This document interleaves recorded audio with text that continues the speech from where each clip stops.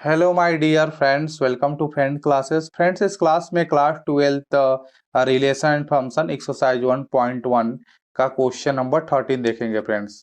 तो question number 13 क्या है कि show that the relation are defined in the set A.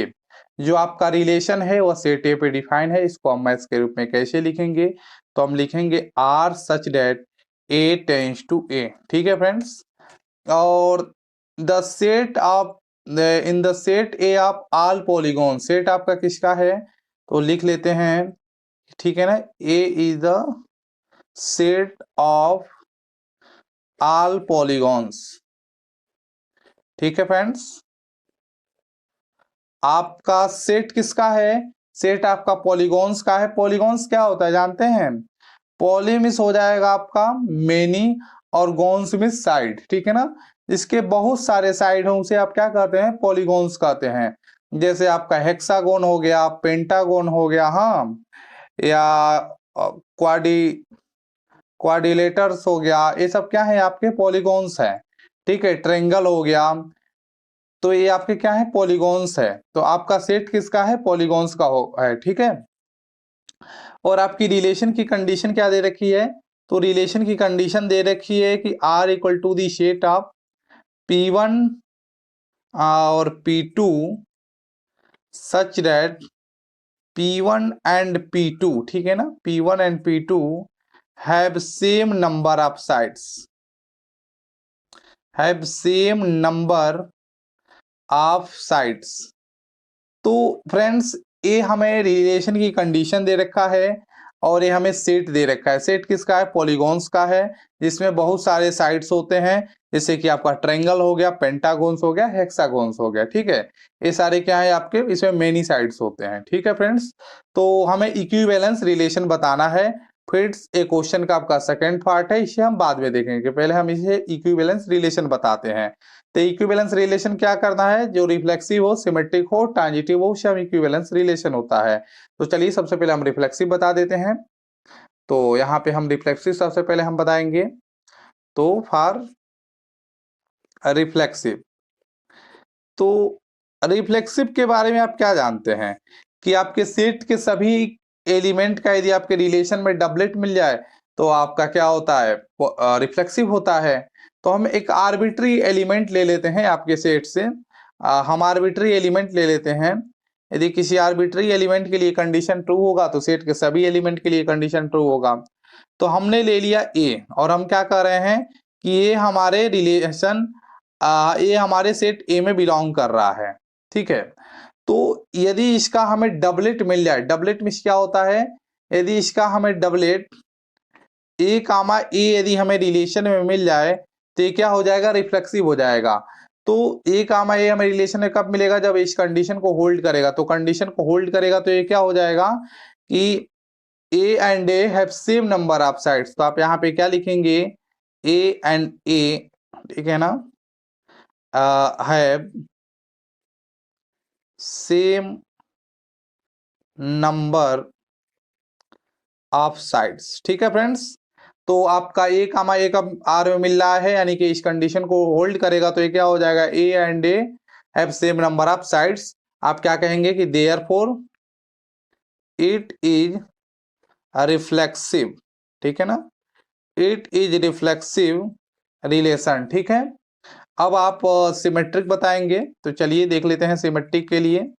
For symmetric, ठीक है, तो आप सिमेट्रिक के बारे में क्या जानते हैं कि यदि आपका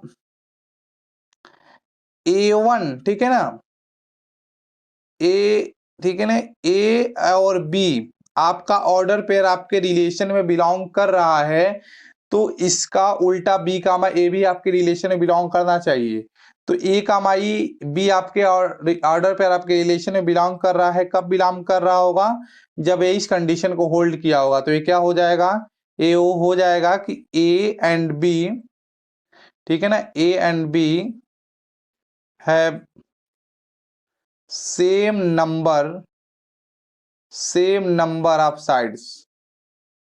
ए and B have same number of sides. ठीक है, तो क्या फ्रेंड्स हम इसे ऐसा लिख सकते हैं बी एंड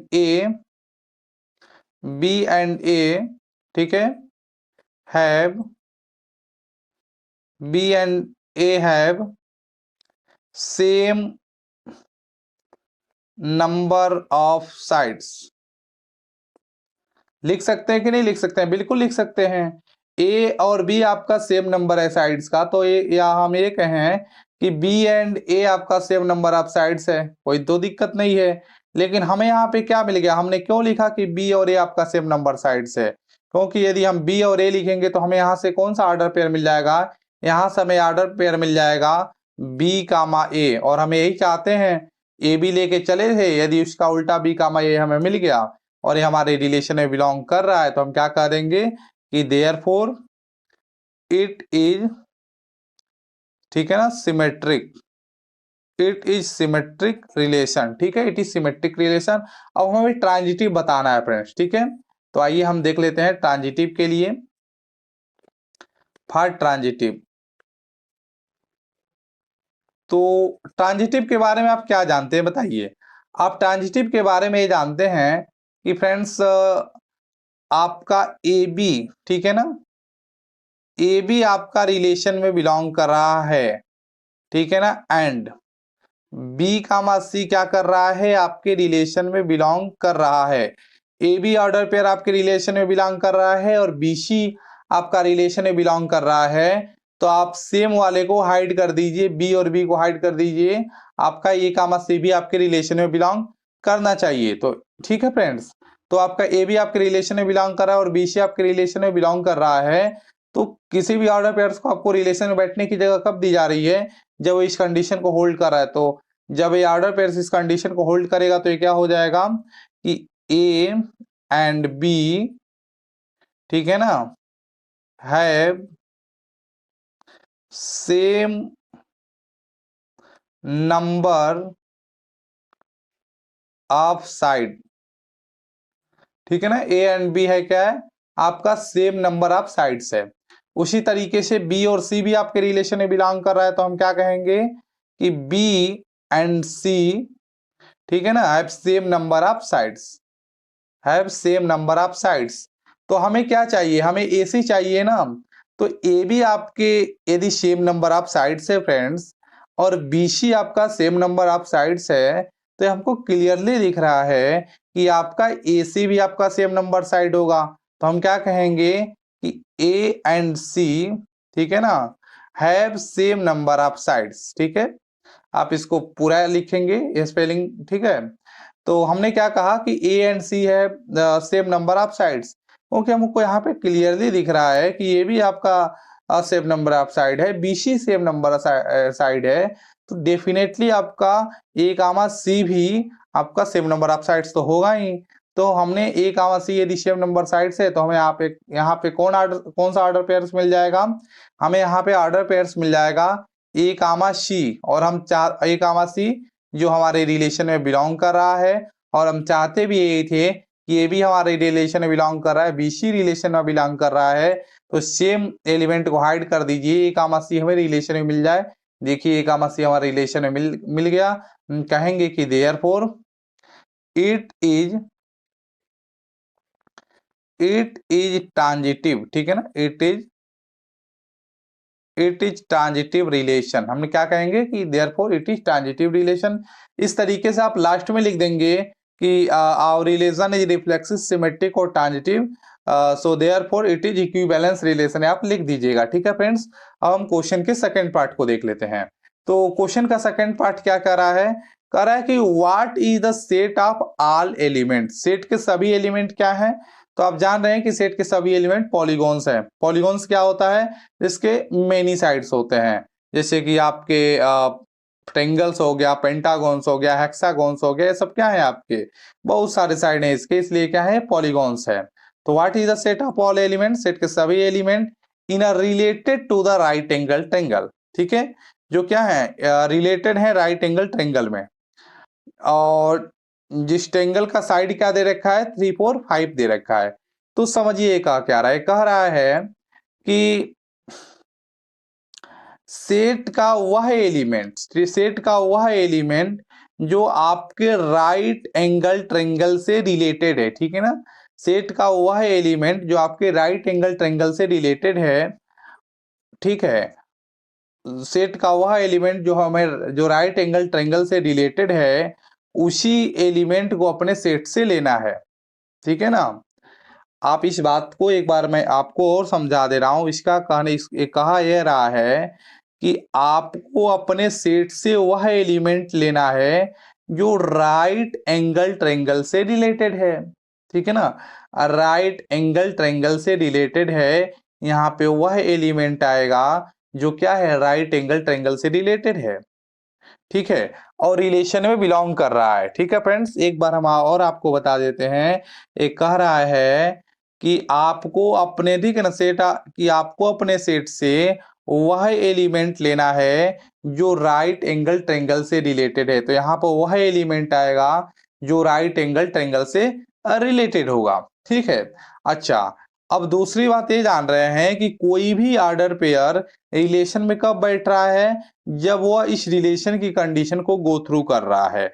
तो गो थ्रू करने का मतलब क्या है कि यहाँ पर जो है, ठीक है, और यहाँ पर जो है, इन दोनों का यदि सेम नंबर ऑफ साइड्स होगा तभी यह इस रिलेशन में बिलोंग करेगा, ठीक है फ्रेंड्स। तो बताइए यहाँ पे क्या आएगा। हम यहाँ पे इस कंडीशन को होल्ड करने का मतलब क्या है कि इन दोनों का नंबर ऑफ साइड्स क्या हो, सेम हो, तभी ये दोनों यहाँ पे आ सकते हैं, यदि इस कंडीशन को हम लगाएं तो बताइए यहाँ पे क्या आएगा। अब तो आप जान चुके होंगे यहाँ पे क्या आएगा, यहाँ पे आपका ट्रायंगल ही तो आएगा। समझ पा रहे हैं कि नहीं। तो यहाँ पे क्या आएगा, यहाँ पे सेट ऑफ, ठीक है ना, set of all triangle in set ए, यहाँ पे वह आपका एलिमेंट आएगा जो क्या होगा, ट्रायंगल होगा सेट ए में, ठीक है ना। एक बार हम आपको और बता देते हैं, ध्यान से सुनिए। ये कहा जा रहा है कि आपको अपने सेट से उस एलिमेंट को लेना है जो आपके राइट एंगल ट्रायंगल से रिलेटेड हो और रिलेशन में बिलोंग करता हो। तो आपका कोई भी ऑर्डर पर रिलेशन में कब बिलोंग कर रहा है, जब इसका और इसका सेम नंबर ऑफ साइड्स है, ठीक है। तो आपको यहाँ पे वह रखना है एलिमेंट जो क्या हो, इन दोनों से इसका और इसका दोनों का बराबर हो, ठीक है। तो आप बताइए यहाँ पे क्या रखेंगे। आपका सेट किसका है, सेट है आपका पॉलीगॉन्स का, और यहाँ पे क्या है, ट्रायंगल है। तो आपका जो सेट है पॉलीगॉन्स का, पॉलीगॉन्स क्या होते हैं, इसके मेनी नंबर ऑफ साइड्स होते हैं। तो ट्रायंगल भी होता है, पेंटागोन्स भी होता है, हेक्सागोन्स भी होता है, लेकिन यहाँ पे हम सिर्फ ट्रायंगल रखेंगे। क्यों ट्रायंगल रखेंगे, क्योंकि यहाँ पे यदि हम ट्रायंगल रखेंगे तो यहाँ पर भी ट्रायंगल है, तो दोनों जगह जब ट्रायंगल हो जाएगा तो ट्रायंगल और triangle same number of sides हो जाएगा, और सेम नंबर्स ऑफ जब साइड्स होगा तभी आपके इस रिलेशन में बिलोंग करेगा। तो हम क्या कहे हैं कि set of all triangle in set ए, ठीक है ना। आपके सेट के सभी एलिमेंट, सभी ट्रायंगल जो आपके सेट ए में बिलोंग कर रहे हैं, वही आपका यहाँ पे आएगा। इस तरीके से क्वेश्चन था फ्रेंड्स। आपको धीरे धीरे थोड़ा सा प्रैक्टिस करते रहना है, आपको रिलेशन के क्वेश्चन समझ में आ जाएगा। यदि आप पहली बार पढ़ रहे हैं तो थोड़ा सा आपको दिक्कत हो सकती है, इसको बार बार आपको प्रैक्टिस करने की आवश्यकता है, ठीक है फ्रेंड्स। तो कोई दिक्कत नहीं है, आप प्रैक्टिस करते रहिए, आपको आ जाएगा। और यदि आपको समझ में आ गया है तो आप कमेंट सेक्शन में बताइए कि आपको ये क्वेश्चन कैसा लगा। फ्रेंड्स अब हम अगले लेक्चर में मिलेंगे। So till then keep practising and